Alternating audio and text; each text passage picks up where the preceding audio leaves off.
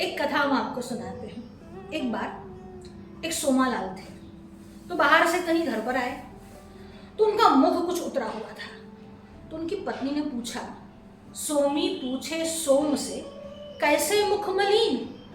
आज तुम्हारा मुख कुछ चिंतित है, उदासीन है, आज कुछ उखड़े उखड़े से लग रहे हो, क्या बात है? कैसे मुख मलिन? कछु गांठ से गिर पड़ो के काहू को दिन? आपकी जेब से कुछ गिर गया है या किसी को दान में दे दिया है? मतलब उसकी पत्नी बराबर परिचित थी उससे कि किसी को देकर आते हैं, यानी पैसा जाना होता है तभी इन महाशय के मुख पर 12 बज जाते हैं।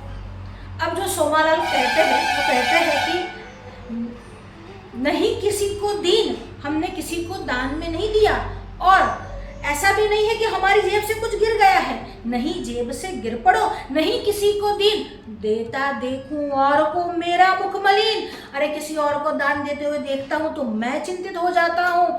ऐसे सोमालाल जैसे लोग भारत भूमि में पहले तो बहुत कम थे, पर अब पता नहीं क्या संख्या हो गई है उनकी, पर फिर भी दान के विषय में भारतीय सबसे आगे रहे ही है। अब दीपदान के विषय में पूछा है, तो दीपदान में यह है कि अगर भगवान शंकर के मंदिर में अगर आप दिया देते हो तो आपकी आंखों की रोशनी बहुत बढ़ती है और आपके घर में भी पुत्री रूप से चिराग जलता रहता है।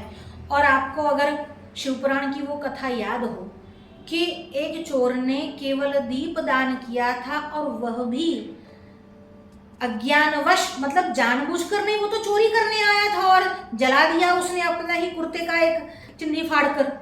तो उस प्रकार से भी दान दिया उसने शिव के मंदिर में, तो दूसरे जन्म में वह राजा होकर पैदा हुआ। मतलब दीपदान करना यानी दूसरे जन्म में राजा बनना, यानी जिसको संपत्ति की आकांक्षा है और अपने घर में वंश वृद्धि चलते रहे, घर का चिराग जलता रहे, तो भी दीपदान करना चाहिए।